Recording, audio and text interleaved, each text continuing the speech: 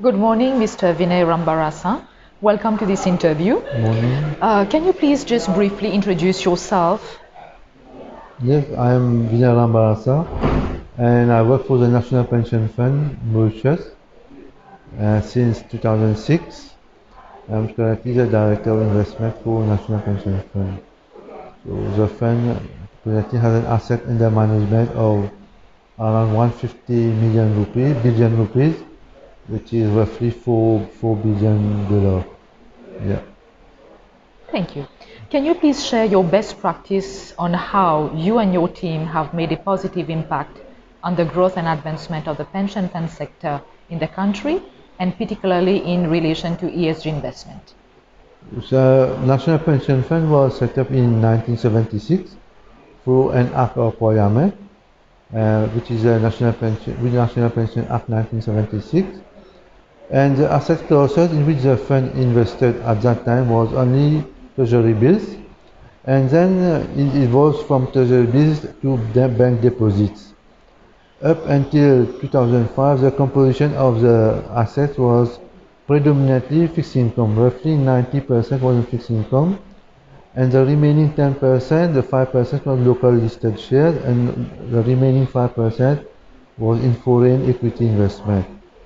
And at that time, the actuary questioned the sustainability of the fund, and the government and other stakeholders, so they embarked on a pension reform. And you may remember that government took a decision to extend the retirement age to 65 years, and this was phased up from 2008 to 2018. And at that time also a new investment committee was set up in 2007, and the prime objective of that committee was to implement a governance mechanism. And governance, as mentioned yesterday during the conference, is very important. The importance lies on governance. Every pension system that you have, it must have a strong governance system. And we had a report, a World Bank report at that time, which lay emphasis on governance matters. So they said if you want to increase returns, you must have a strong governance mechanism. And the law was changed so that the investment committee members must be qualified. There should be an accountant, actuary, economist, or best be qualified person to be a member of the investment committee, or they should have experience in working in these fields. And we also embark on drafting a proper strategic asset allocation based on what the actuary proposed in 2005. We appointed an investment advisor, an external consultant. They redraft the strategic asset allocation according to what the actuary proposed, the benchmark they proposed.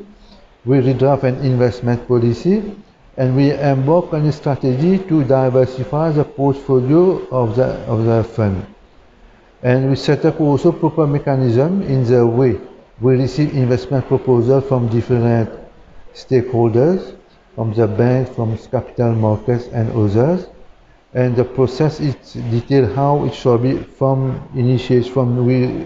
the point we receive the proposal up to the materialization of the deal. So all is documented, and we have set up proper mechanism to declare our conflict of interest. Every member must declare any possible conflict of interest, and also prepare reports, a mechanism that the report shall be prepared on a timely manner. And who shall prepare the report? The one who manages the pension fund cannot prepare any performance report. He must not be involved in the preparation of reports. So it's the back office who prepares all the data, submit it to the investment advisor. The investment advisor prepares a report and submit it to the committee. And if there is any explanation to give, it's the director who has to give any explanation for underperformance. So all this has been well detailed, and today the end result is we have diversified our asset classes from 2 to 3 asset classes to 10 asset classes now, and we were dealing with only one foreign fund manager. Now we have around 35, and the end result again is that in 2005 they forecast that by 2025 the assets could have been 90 billion, but I can say that now we are around 150 billion rupees. We are not yet 25 or 23, 2023. We have already almost crossed the 150 billion rupees.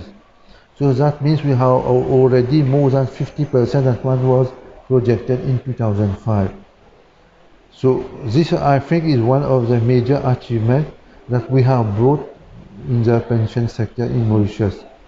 And regarding ESG, yes, MPF has invested in ESG funds, but so far the investment has been made, it was based purely on risk return element. For us, any investment that we make, it is based on a return and the risk element. Because ESG for us is, shall we sacrifice the returns for our contributors? That is, there are some ESG funds, they may give you 10-15% because they are ESG, and some non-ESG are giving you 25-30%. So shall we adhere to ESG, just get 15% and sacrifice another 10%? Because everyone is saying ESG, like we have to follow the crowd.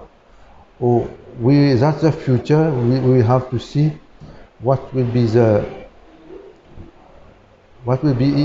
tendency in the future. So for me, for the time being, my personal opinion is we have to look at it on a risk return perspective. Yes. Yeah. Our third question, can you speak about NPF's investment in TDB?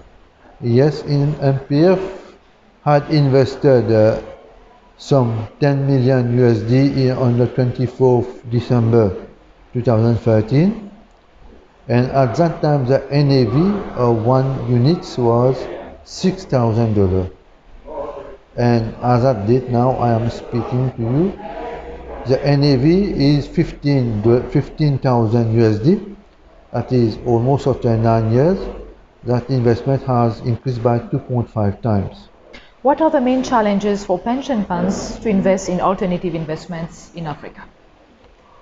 The main challenges to invest in alternatives in Africa, the pension funds, the trustees must have the knowledge. First, they must have knowledge what is alternative. And secondly, I mentioned during the panel in the morning how many pension funds that were present in the room, they have invested in alternatives, and how many of them has a specific allocation on alternative. Because the main